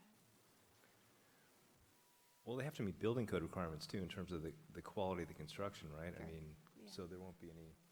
They'll be safe. Well, I'm not saying that they won't be unsafe, but just the look on the outside So you're. may cause issues with neighbors and surrounding community members. I think you have It's that a now, hard though. line to, it's Yeah. a really gray area, Compatibility, because, I mean, I yeah. don't think we want to get into regulating things, and I'm just gonna use a really silly example, but like color. You know, you could have somebody, you know, do you say, you know, you can only paint it in a gray or a brown, and, you know, no bright colors. I think I see where you're going, but it's really hard to have that regulation, and then you're regulating essentially in single-family neighborhoods. So should you then be extending that to how single-family structures are built as well? But HOAs can kind of regulate the looks and maintenance of buildings, correct? HOAs can, but that's not, cities No. are not in the business of HOAs. no. But there is something different, and that's why the city isn't in the business, And that's because why I'm- typically if something is built, then an HOA kind of trumps, or the city is not in that business. So if the And- HOA is getting yes. into colours and And things like that. that's what I'm clarifying, Good for it, is yeah. if we kind of leave this to HOAs, they'll kind of look at the aesthetics and stuff like that, and so that it shouldn't be on the city to do that and regulate. Okay, so you made me sorry I even brought it up. But follow-up question. I heard some mention of that the city might be considering some standardized design packages or building packages that could have it expedited. that might be a way to be able to conveniently or with less effort or concern on the city's part of having some assurance that we're going to have some standardization or compatibility in the neighborhood. So, yeah, is that something that the city's actively looking at? It's one approach. It's kind of outside the land use question, but it is something that the city is exploring, and we've heard sort of kind of mixed things about that. I mean, the Right. idea would be if you had standardized plans, it might be a cost-saving measure, Mm-hmm. but there's also information that if somebody's building an ADU, they want to kind of put their own stamp on it, and they're not interested in doing a standardized plan. They want it more custom.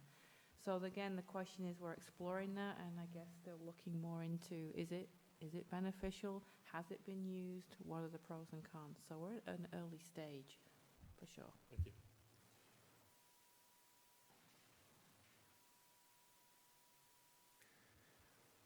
Okay. Anybody else have any thoughts on design standards? I'm sensing there's not a great push for those. All right, so So- I'm not hearing that there is a great push for new design standards. New, Do you have a yeah, reaction additional. about the entrance, which is a standard we currently have, about allowing more flexibility for the, I saw The no issue entrance? with your scenario of having the entrance, if it's facing the street, covered, as you said, some sort of growth or something that covered that entrance. I feel like there wouldn't be any issue there as long as, one is visible, the other one is kind of hidden. And Hidden. I really don't feel that there's an issue for that to occur. So I guess I'm looking for maybe a little more clarification about whether the standard is that the second door is only allowed if there's vegetation, because if the tree dies or the bushes die or somebody decides that they are not aesthetically pleasing and cut it down, then what does that do to your compliance with Well, standards? Then it's visible. I think what we're talking about right now is flexibility on that, on where the door is placed, but still maintaining that only one door is visible towards the street. So if you want to put a fence in front of that door, if you want to put vegetation, something to cover the second door, then that shouldn't be an issue if it follows the current requirements that one door is facing outward. But it would give more kind of freedom to the owner and whoever is building the ADU on where they want to place that entrance on the building. So I guess I'm in favor of not having a requirement about a single door. Do we know the history on why that requirement is there? again, I think it was just to make it so that you wouldn't see two doors. How important is that? I don't know. I think that was that one of the King County? We'll have to look back here and see if that was one that came to us through incorporation. But I think it's worth discussing whether you all think it's a significant or a regulation that you want to continue to support while I look and see whether it was a King County. Well, I think we should first see the reasoning behind why originally Yeah, it the was put building in. entrance restriction came from King County upon incorporation. And I know it was an aesthetic role. I've seen that in other jurisdictions. Just the notion that if you have two doors, does that look like an accessory dwelling unit? Well, it might look like an accessory dwelling unit, but again, is that an issue? Or a duplex, which is not really. Right, right. I guess I'd have some comfort in allowing the second door, assuming this, I don't know how much of an issue that really is for the builder. But knowing that there's going to be a application that's going to include design elements, and then that's going to be reviewed by the city as a condition before they can move forward, that gives me some assurance that this should be okay. We're always going to have the enforcement issue. I mean, that's an ongoing issue. So understanding what the value of that second door is probably the key thing in my mind, is why do you care?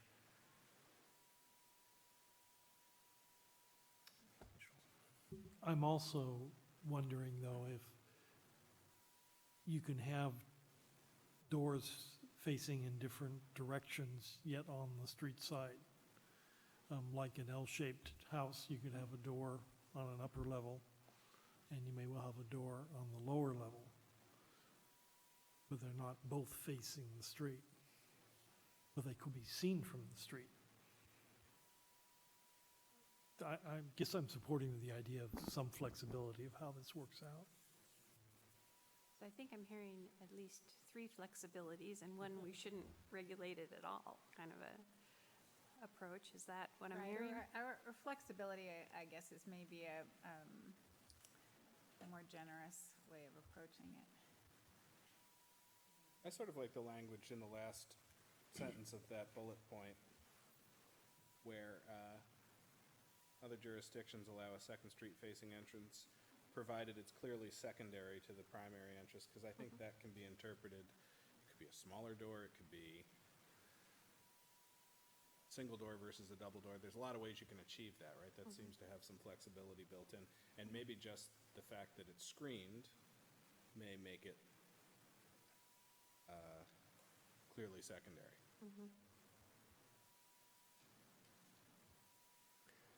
Yeah, I like flexibility too. Is clearly secondary the type of language, or would you wordsmith Yeah, we can work on okay, yeah, but you have a sense of the commission, I think, on that? Yeah, okay. Right. Flexible, okay. Okay, so the last question before you is prohibiting use of ADUs for short-term rentals. So no other arch communities, at least, explicitly prohibit short-term rentals, but there are some pros for doing it. By definition, short-term rentals don't supply long-term affordable housing. They could detract from neighborhood cohesion. It could stem speculative development.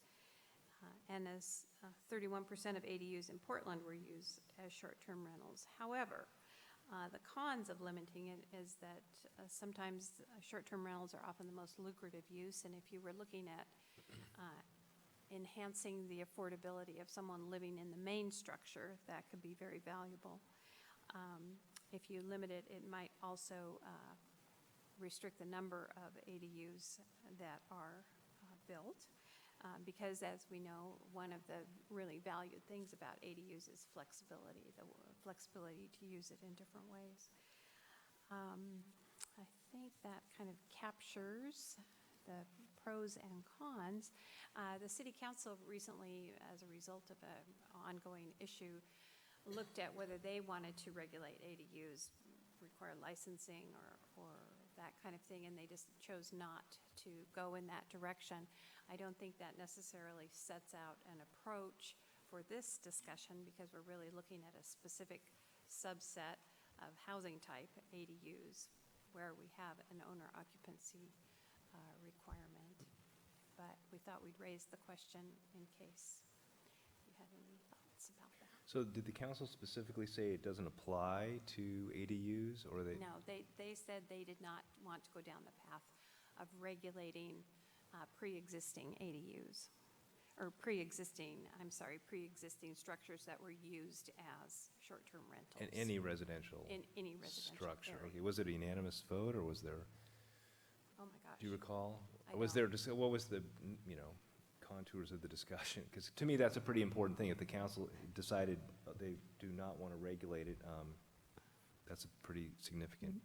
It was one instance that Policy was decision. brought up for short-term rentals. It was a residence which was becoming more used as sort of a party house, and it was having impact on the neighborhood. And so the question that came up is, but then that was sort of resolved by, I think a I guess sale that they're or not really, something. a sale or some other reason that kind of took that issue away.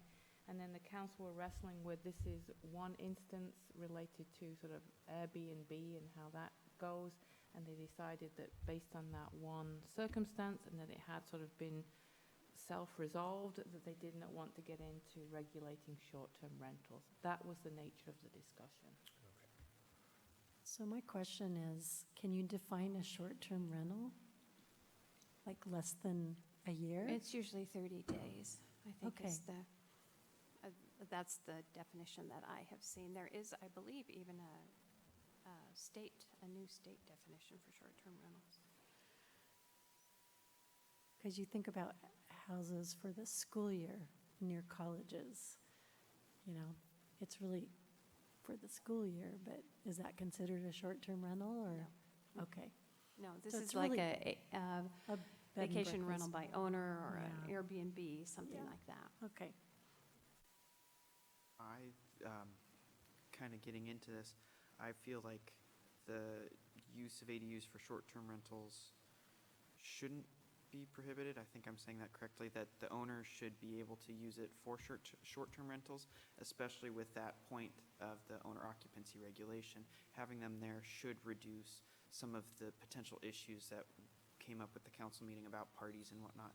And I think we kept that just for that reason, to try and keep that at bay, that chance of partying and causing other disturbances. Just kind of that increased level of protection there. And so I think that's why having that there and kind of leaving it up to the owner and giving them that flexibility on how they want to use their ADU, I think it would be very beneficial. I think it would also kind of play in with some of the themes or ideas we had guiding us. Sometimes, you need to just, for a couple weeks, have a place for your family members to stay. And you might work out an agreement where they do pay some money, so it would be a short-term rental just, for a few weeks as they try and sort some things out. And so I think if we prohibit that, there could be some scenarios where it could kind of poke some holes into the themes or ideas that we had guiding us from the beginning as well. Two good points. I agree with both of them, personally. My turn, I guess. Self-disclose, I live next door to the party house. It was not a fun experience for anybody in our neighborhood. On that night, there were a large number of neighbors who came in and spoke very vehemently about what disruption that causes within a single-family neighborhood. My opinion on it has not changed. If what we want to do is maximize the economic benefit of a property to an owner, then sure, let them do whatever the hell they want with the property. If you're living next door to whatever the hell they do, you may feel a little differently about it, and you will. This is a rising problem throughout many cities and jurisdictions. There are many cities right now that are actually moving toward stricter regulation of short-term rental, particularly in single-family neighborhoods. I don't see the compatibility of short-term rental with a single-family neighborhood. If zoning means anything, how can you have a short-term rental, whether it's Airbnb or vacation, whatever's, how is that compatible with a single-family neighborhood? At that point, yes, I think one of the points I've tried to make along the line is this will not reduce property values. It will increase them. It will become a huge incentive at that point to do exactly what other property owners are doing in this and other communities. Sell out, turn it over to the person who wants to turn it into, if not a party house, then basically you're running a hotel in a single-family neighborhood. Would we zone a hotel or a vacation type of situation in a single-family neighborhood? No. So why would we allow this? Isn't this really a stealth way of getting around the whole single-family? And if this is a commercial venture, and it is, it's going to have the highest impact of any other potential out there. And if you can have multiple AUDs on the same property, where is this going to go? I'm not saying we're going to have, every other property is going to turn into one of these, but how many does it need to be before there's no place for you to park on the street? There's no way for you to get to sleep on a Sunday night because of what's going on next door. Maybe not every night, maybe just once a month. I just think we need to think about this. How does this compatible with what we said is our vision for Kenmore, particularly for the single-family neighborhoods, and what values are we promoting here when doing this?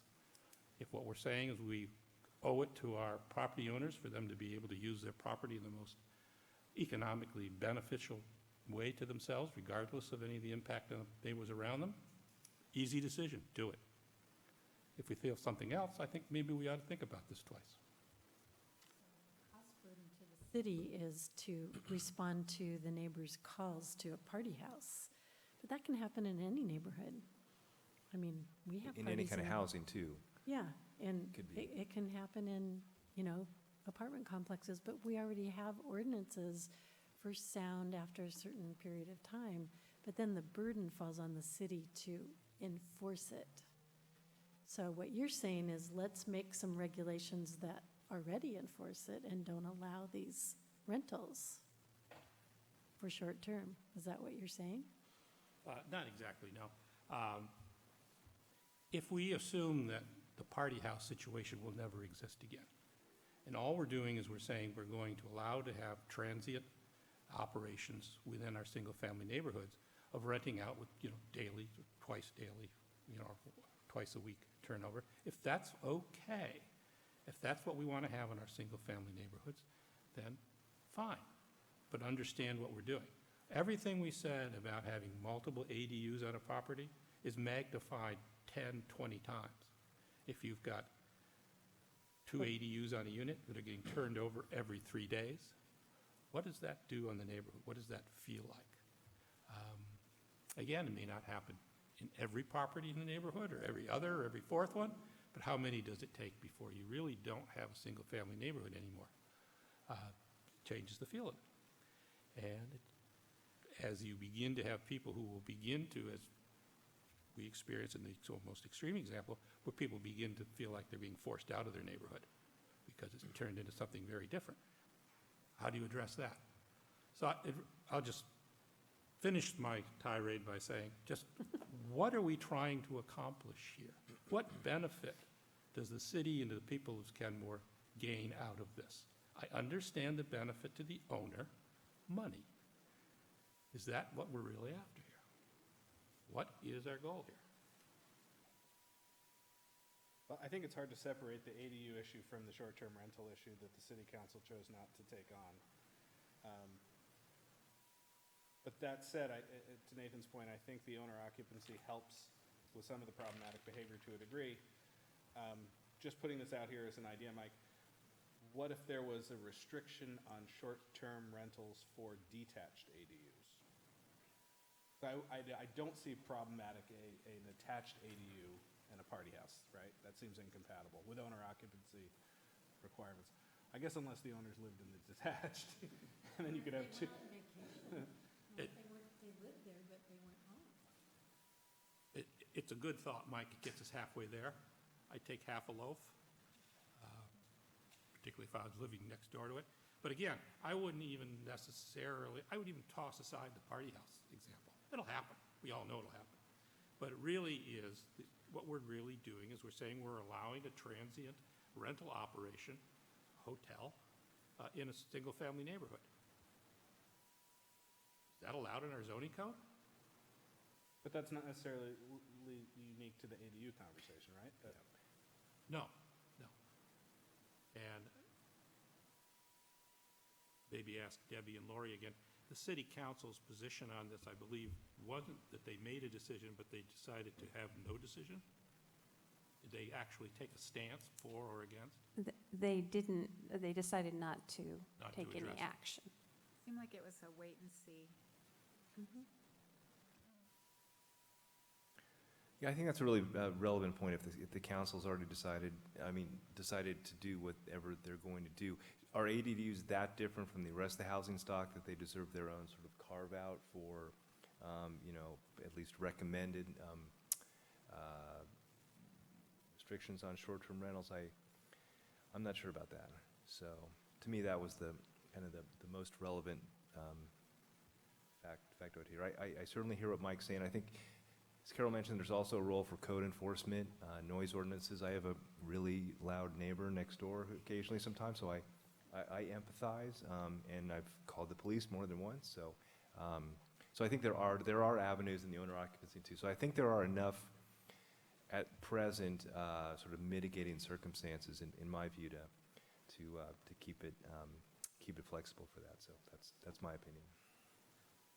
And just another note on that, I definitely hear what you're saying, and I agree with you on a lot of that, but either there's going to be somebody staying in that house, or that ADU for a long period of time, and they'll have that impact on the neighborhood for a long period of time, either with parking or with noise, or it'll just be shorter periods of time, but either way, there's still gonna be that one person and that same kind of impact. It's not gonna crowd in, but you'll always have that one impact there. So there won't be an increase in cars, it'll just be one car at one time, one car at another time. That change might cause minor issues, but I don't see how it would, it's just a shorter term scale of prohibiting these short terms as well. And I think the owner occupancy thing, along with the requirement for that parking space, should help to try and mitigate some of these issues. Hopefully, that's what we're hoping, but also looking at some of our motives, I definitely hear what you're saying. We need to remember how a lot of this is also based around families, multi-generational, or caretakers. And I can think of instances where sometimes caretakers aren't staying for 2 months at a time, but they might only be there for a week or a few days or something, and caretakers do rotate out, or a family, immediate family just needs a place to stay for a couple weeks because of some sort of incident. I feel like this should be an option to them and not be held against them when those needs arise, if that makes sense. But I definitely understand what you're saying. Thank you, I said my piece. I think I'm pretty sure my see the neighbor, consequences of this over time, and Yeah. I hope none of you see that in your neighborhood. I'm pretty sure that my neighbors have opinions when all 8 of my grandchildren show up for a limited amount of time. It's a little bit different, because they know the. We're getting to that next on the list, Carol's grandchildren. Yeah. Do you need or want a motion? Do you have a sense of I don't where we have a are good with that sense on this one. particular issue? Okay. Yeah. So Okay. you can offer a motion or a show of hands, whatever works. I'm inclined to make a motion that says that short-term rentals for ADUs should not be prohibited. I'll second that. Any further discussion on that motion? Okay, all in favor of the motion, say aye. Aye. Opposed? Opposed? Motion passes 5-2. And just to clarify, we will be visiting these again at the end? These are all preliminary recommendations, these are Preliminary. not our final voted on recommendations, right? So, All right, yes, so I can keep that is thinking and correct. pondering. Absolutely, that is the case. And you'll have yes. to hold a public hearing, and that may influence your perspectives as Absolutely, well. yeah. So I have, the last part of this memo just talks about some other actions. I'm not sure we really need to get into that this evening. What I would propose is that we go back and revisit 2 issues that are still outstanding. And with that information, we could move forward to craft a significant portion of regulations without that critical section about lot size and ADU size, which we'll have to discuss next time around. But those 2 are the height question and the owner occupancy exception. And so with the height question, it's possible that you want to wait and see what these footprints look like before you take that up. I'm seeing heads nod. Is that the preference for that one? I think it's all Okay. related, yeah. For the owner occupancy exception, we provided examples in attachment 2 of exceptions that were used in a number of places, and I don't know that you need to settle on what an exception would be. The question is, do you want to offer some sort of a time period exception if someone is suddenly called away on business, if someone has to go care for a family member, Or do you just want to not speak to the issue and it will sort of evolve organically, and if the owner disappears, there'll be a complaint? We don't have to specify an exception, but if you want to make it clear what is an acceptable exception that someone could ask for, I could write something that you could consider.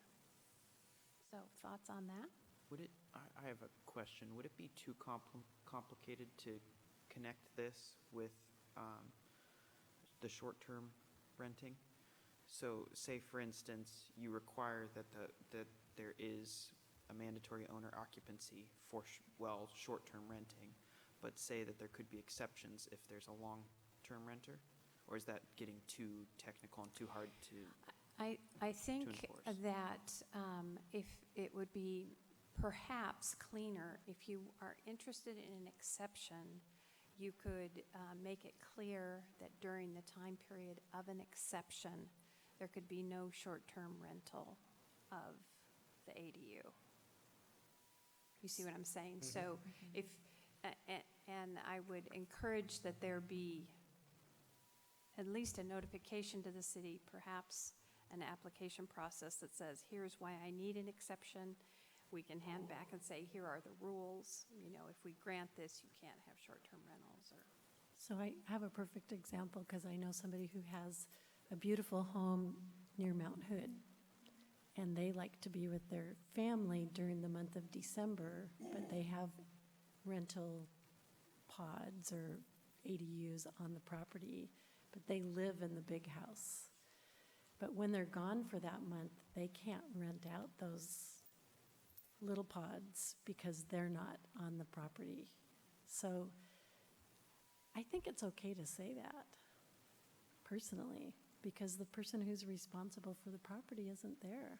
So if there's a short-term lag in renting out what they have available. So Carol, what if you're reassigned a job across the country for a year, then would you not be able to rent the ADU since you wouldn't be living there? Yeah, That's- I wonder if you could allow a power of attorney to act in your stead. Could you do that? I think Carol is talking about a short-term rental, and you're talking about a About a long-term long-term. rental. Yeah, that's Okay. true. Is that the distinction? Yeah, this is really just for the month of December, which actually would be great skiing and all kinds of stuff. But because the city does not allow for them to rent out those units if they aren't on the property, they did rent out the house to someone to be in their home, but they couldn't rent out the little other dwelling places. Because that's what the city ordinance says. So it's something to consider, just so that an owner who has rental ADUs would be responsible to oversee them by physically being there.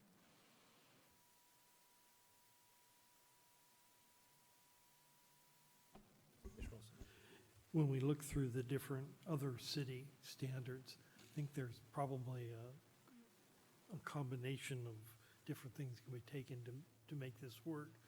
I mean, Bothell has, by an owner of the property or by an immediate family member, I think that's useful. The thought of having a power of attorney or a real estate manager for a period of time should be okay. But there should be some, maybe, like, there was another one here that had 9 months of the year absent. And, there may be a special issue. If you get assigned overseas, I'm not quite sure where you take this, but it seems like we can minimize this so it doesn't become really a commercial approach to it. Because I think that's not what we're after.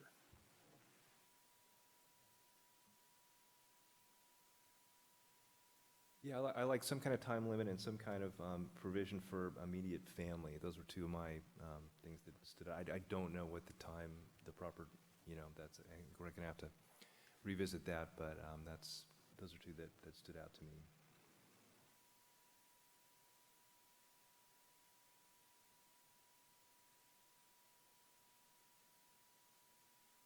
So I think I'm hearing that you are willing to consider some sort of an exception, but you want to make sure that there's still that control, whether it's an immediate family member or some other approach, which we can talk about, and that you are not interested in having short-term rentals while it's not owner-occupied. Did I get that right?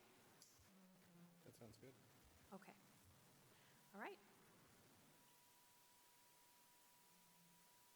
Well, it is 9:05, and the only thing that we have left is whether you wish to discuss some of these other actions. They're not something that we would put into a land use code, but it is they're ideas that you could forward to the city council for their review. So you can advise me on whether you want to talk about that tonight or you want to save that for another day. I would be inclined, given the hour, to defer it, but if there's anybody who's really anxious to talk about that tonight. Okay. I think the deferment camp is prevailing on this one. Yeah, these are So- hard discussions. No, they're important. It's Boy, you've had important. a lot We of don't really good want to discussions. give it short shrift, so, Yeah. okay. Okay, is that the end of that agenda item then for tonight? Right.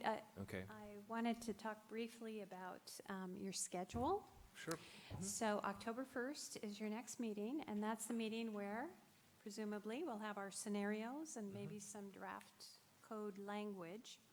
October 15th, do you remember that I talked about a panel that we were going to have to talk about missing middle housing, that we were going to bring people in to talk about ADUs are one thing, cottage housing, duplexes, et cetera. That we have scheduled for October 15th. Okay, so that is your meeting, second meeting in October. And then your first meeting in November. Just to clarify that housing panel is not a planning commission meeting, so what we would be cancelling that October 15th as a regular commission meeting, so But- it isn't, right? No, it's not, but we're really hoping that But you'll all we want you to be there, but it won't be a planning commission meeting, just to kind of clarify, so.